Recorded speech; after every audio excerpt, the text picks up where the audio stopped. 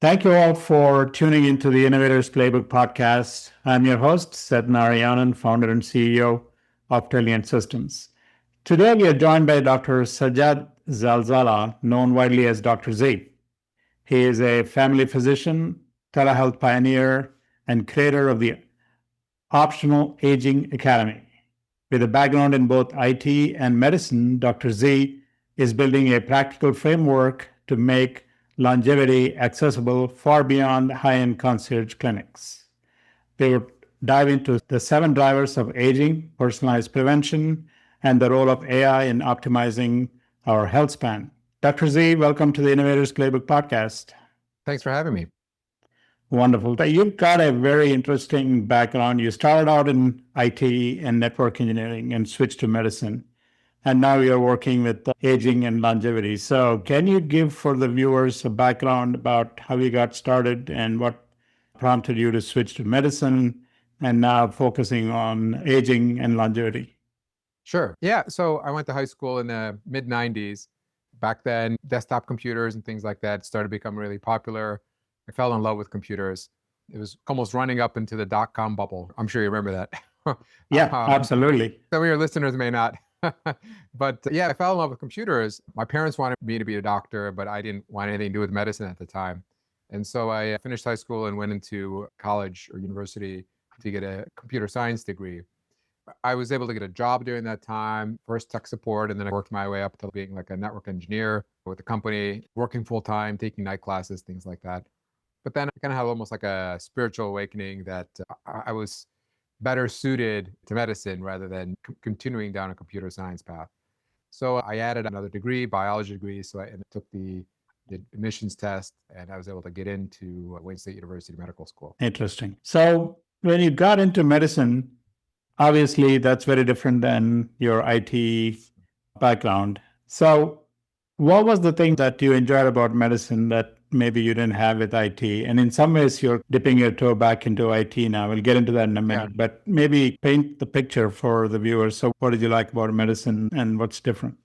Yeah, what I really liked about IT was never really good at programming and coding. I was able to make it through my computer science classes, but that just was never kind of my thing. I was more into troubleshooting, building systems, figuring out how systems work together. A big part of that is also troubleshooting with people. I worked kind of help desk for a long time. I really enjoyed being able to help people with technology problems, more towards helping the people behind the technology rather than the technology itself.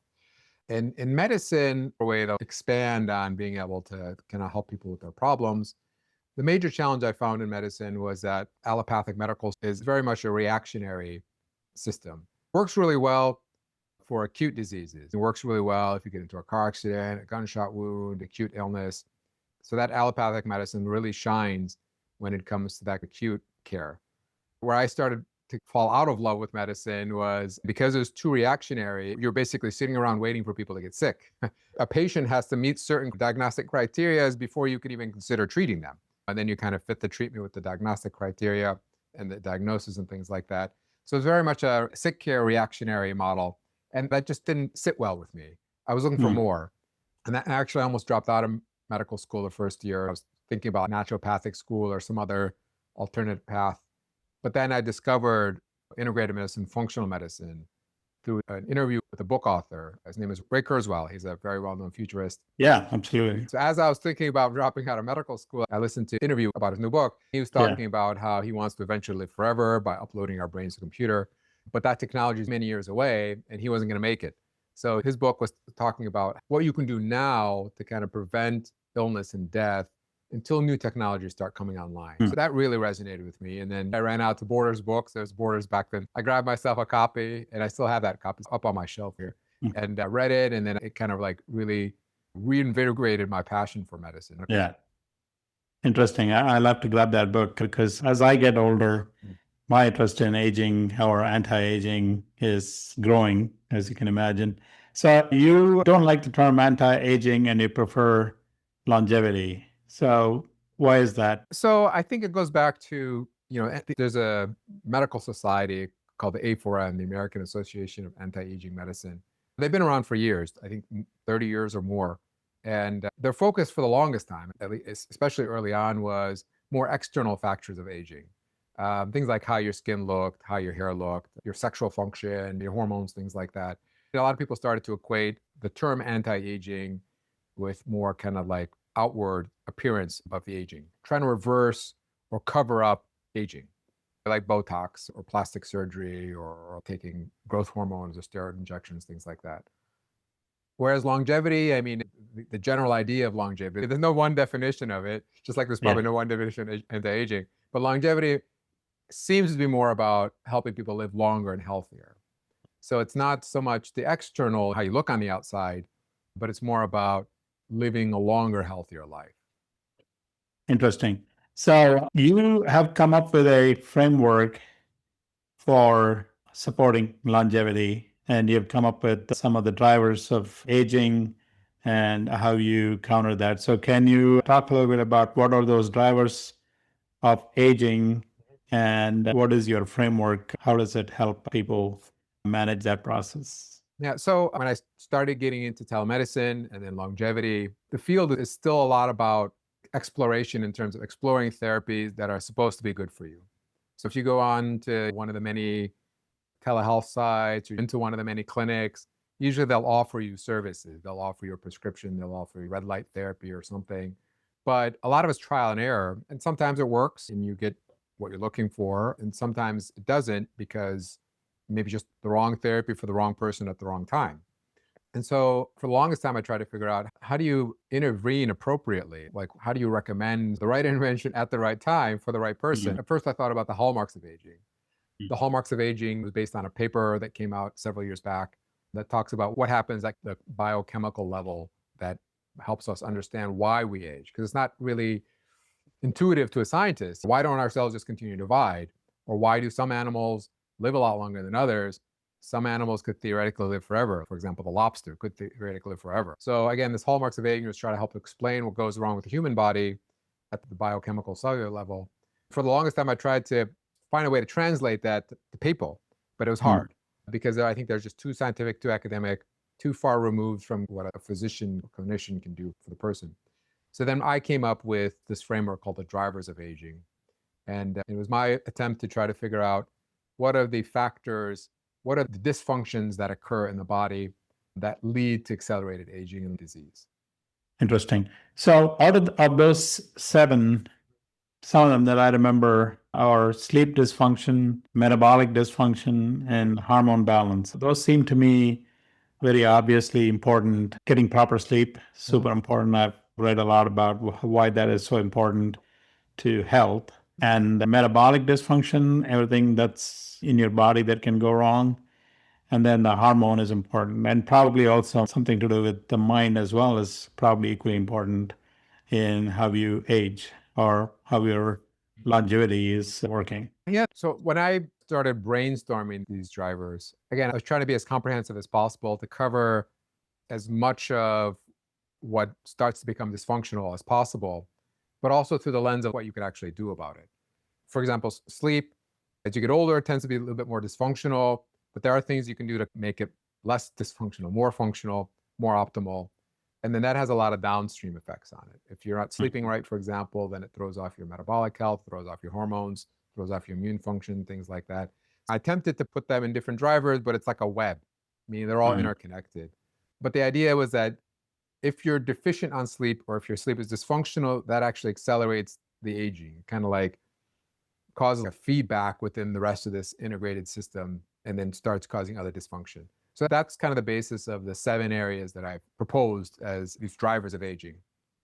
So I know there's a lot of academic research that is being done in this field. I had one question, which is there an authority like there is the American Cancer Society for obviously for cancer, and then there are similarly for diabetes and other chronic illnesses. There are different bodies. Is there kind of a central body that has a sort of an authority maybe in the process of aging or longevity?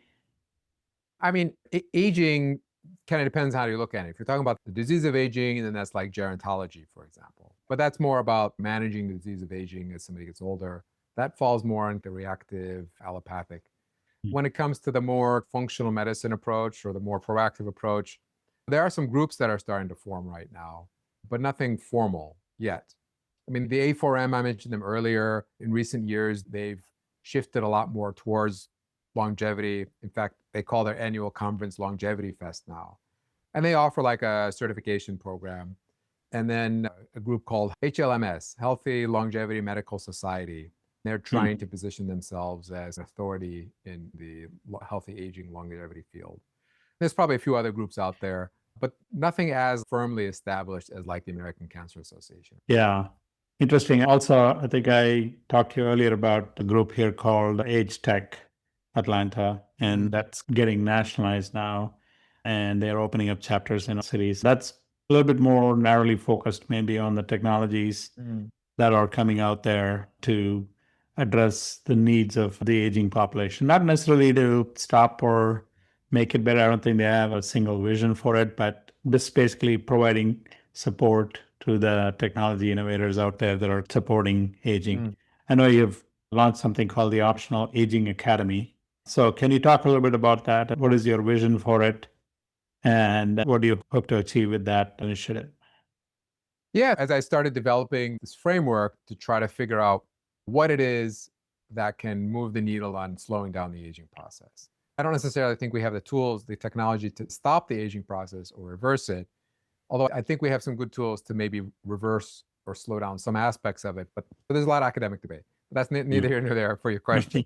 Yeah. I came up with this framework, and part of the framework includes how do you know where you're at right now? For example, sleep. Yeah. So I came up with a series of assessments that helps people assess where they're at and then helps them identify patterns of dysfunction. And then based on those patterns, what's most likely to be most effective from an interventions perspective. So that's kind of the framework developed, kind of like educate, help people understand why that driver is so important, why it drives aging, and then provides an assessment to help them understand better where they're at currently, and then educate on what interventions are likely to help them the best, improve their function, maybe even get to optimal. The goal is to try to optimize each one of those 7 drivers. And the thought behind that is, if you can optimize all 7 drivers and you can keep those optimal, as long as those are optimal, then you should be free from disease and dysfunction. And that's how you make aging optional. Very interesting. So, do you think that it is somewhat in the control of patients or people in general on how they manage their aging, and with proper management, they can live a better life, they can live a longer life and healthier life? I mean, there is debate in terms of how much of our longevity is genetics and how much is what we do to ourselves or how much is done to us. Some people don't Yeah. have control over where they live or the pollution outside or climate change, for example, in order to improve their chances of living the longest and healthiest life. I mean, I think by now almost everybody knows you should eat well, you should not let stress take you down too much. You should exercise. I think in 2026, almost everybody who's health conscious kind of knows those basics. Yeah. But a lot of advice falls short on like social media. That's typically where they stop. All you need to do is live a healthy lifestyle and don't worry about the rest. I think that's very misleading. Because we know that there's a lot of dysfunction that could be potentially remediated or corrected. I'm not going to represent that we can take somebody who's very dysfunctional and make them optimal, but any improvement, even a small improvement, can make a big difference in the long run. Do you have any recommendation on what is the appropriate age where somebody needs to start thinking about aging and longevity? Yeah, I mean, it's never too late to start. But there is potentially an age where it's too young to start. Obviously, I wouldn't recommend a teenager to assess their drivers of aging. If they have a problem with one of the drivers, it's probably more of a medical issue than just the aging process, because the aging process hasn't really kicked in for a 15-year-old or 20-year-old. I would say the mid-30s is about where somebody should start thinking about optimizing drivers of aging. I guess one way to say that is maybe when you see your first gray hair is when I started thinking. Yeah, my very first gray hair was my youngest son was born. He's 10 now. But, of course, it's never too late to start. Aging does seem to accelerate, like the signs of aging and outward signs of aging does seem to accelerate around the age of 50. I would say Yeah. between the age of 45 and 55 is where people start to really notice it more.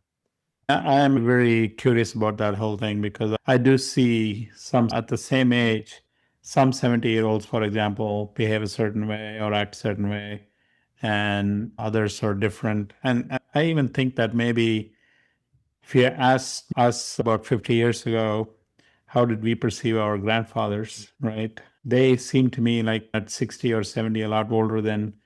I think the whole process of aging has maybe hopefully slowed down a little bit, right? They say 60 is the new 50 or whatever Yeah. it might be. But do you think overall, since people are paying more attention to all these drivers of aging and managing, so people are hopefully going to live longer? Well, it depends on what you mean by live longer. We Right? haven't seen a Yeah. human be able to live more than 130, for example. In America, for example, depending on what state you're in and what your social economic status, the average age of death, life expectancy is around 80, plus or Hmm. minus, changes. So there's a big gap between 80 and 130. Yeah. But then on the other hand, the average age of a disease of aging onset is around 45 or 50. Hmm. So that means 30, 35 years of somebody's life is spent with some kind of disease. So I think there's a lot of room for improvement. So the goal is not necessarily to take somebody and make them live 200, 300, 400. I think eventually we'll get there, but there's a lot we can do meantime. There's a lot Mhm. we could do to improve our health and what's called square the curve or keep Hmm. morbidity and disease. So instead of somebody getting sick at 50 with the disease, maybe we push it off to 70, 80, or maybe they just never get it. So I think Hmm. that's a very realistic goal. I think we have an amazing set of tools right now. The problem is we don't have a good framework for putting those tools to good use. Interesting. Pivoting slightly, one of the other topics that I want to explore with you is telemedicine. So you were kind of one of the early pioneers to be on telemedicine platforms. Like I think you were on Teledoc, and you've also founded some initial startups around that. So what did you learn from your journey about telemedicine? And I think you still practice on telemedicine platforms. So talk about your experience with that. Yeah, so it kind of goes back to my interest with functional medicine and kind of integrated medicine. Around 2015, there's actually a patient who kind of introduced me the idea that lifestyle or hormone balancing or things like that can be done remotely. There are a lot of things you can do to help a patient without necessarily being in the same room. And so I explored that a little bit further, and that's what led me to telemedicine.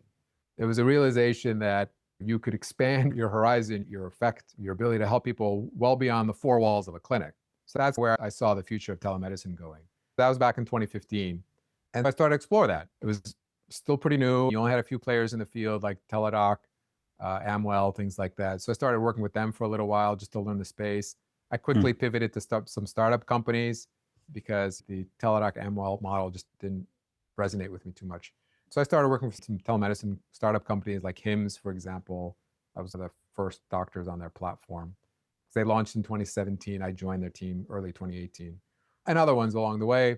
And then I started my own telemedicine company that I started in 2019 and co-founded it. So again, I was learning the telehealth space during that time between like 2015 and 2019. I was learning the telehealth space, absorbing all I could, getting the experiences I could, getting my licenses so I could Mhm. position myself to actually have my own telehealth company. And that came to fruition in 2019.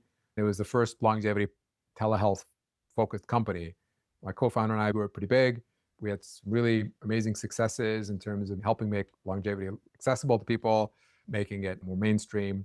Of course, it wasn't just us. There was a lot of other people who contributed, Yeah. but we were part of that conversation. Did that help the business, or was that somehow not good for business? No, I mean, as tragic as COVID was for so many people, it was actually a big boom to the telehealth Telemedicine. industry. Even doctors who were very skeptical of telehealth all of a sudden found that they needed to adopt it. Yeah. Otherwise, they couldn't survive. So you had even the most conservative doctors, were kind of forced to adopt telehealth, and it just made everybody more comfortable with it. The patients were, for lack of a better term, forced to adopt it if they wanted care for certain things. Physicians and health systems that didn't want anything to do with telehealth, all of a sudden again were forced to adopt it. So I think that really Yeah. opened the field wide open. And when we started in 2019, that was like the year before the pandemic. We had no idea that the pandemic was going to happen or how big of a change it would be for the telehealth industry in general. Do you think that telemedicine are using these tools is a better way to provide value and service to the aging population than maybe in person? Do you think that there's more benefit to especially the elderly for telemedicine? It really depends. Telemedicine has a lot of limitations. Not all care can be delivered by telemedicine. Where I think telemedicine can shine is prevention and disease prevention and health optimization. Because usually you don't need to undergo procedures for that. You don't need to have intensive interventions that require hospitalization or anything like that. So I think that's where telehealth can really shine. Where it falls short, obviously, is needing to do a physical exam on a patient or needing to do like an EKG or a chest x-ray. Some of that stuff can be done remotely, but it's just much harder to coordinate than, let's say, preventing diabetes or preventing cancer or Yeah. optimizing somebody's sleep. Yeah. Let's talk about AI. As we know, AI is dominating conversations, not just technology, but all areas of life, including medicine, and I'm assuming including the field of longevity. So, what are some of the benefits and ways we can maybe leverage AI in the longevity framework? What do you see in the horizon there? Well, I think what a lot of companies are trying to do right now is leveraging AI as almost like a health coach or a health companion for people. People are already using ChatGPT or Gemini, and they're putting their health information, their symptoms. There are some potential issues with that. It may not necessarily know what the proper diagnosis is or what the proper treatment plan is. I know there have been some cases where it's given the wrong information, but I think it's a very promising tool. I think what it seems to be most promising at is picking up patterns from large data sets that human minds just can't comprehend. So that's one thing, like large data analysis. The human body is extremely complicated. We have trillions of cells, millions of different types of molecules floating around, all sorts of cellular processes. I think AI can make a pretty good health companion. Doesn't have any office hours. It has infinite amount of patience. It's not going to snap at you because it has a bad day. AI models are only as good as the information that's being fed to it right now.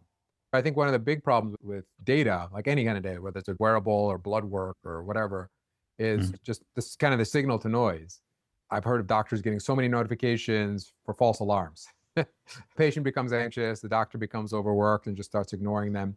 So AI can step in and do intelligent filtering so that both the practitioner and the patient are not unnecessarily inundated with actionable or inconsequential data. One of the key pillars of your framework is education. And you mentioned that you're moving away from long lectures to maybe smaller bits of micro learning. So, what have you learned about how to keep people engaged in improving their health? Yeah, I mean, some of the courses are kind of long formats, several hours of lecture, and that might work for some people. Some people really love that level of detail, and they really eat it up, and they'll sit and listen to it. On the other hand, people are busy. So I think where AI can help with that is like keeping people engaged through micro engagements or even nano engagements. Any successful tool that promotes longevity will have some sort of ongoing engagement with the person. Keep them engaged, keep them accountable potentially. And I think AI really can do that really well if properly trained. If we are really as successful as we hope we are in extending the healthy lifespan of people, what are some of the ethical or societal questions that you think we don't talk about enough these days? Yeah.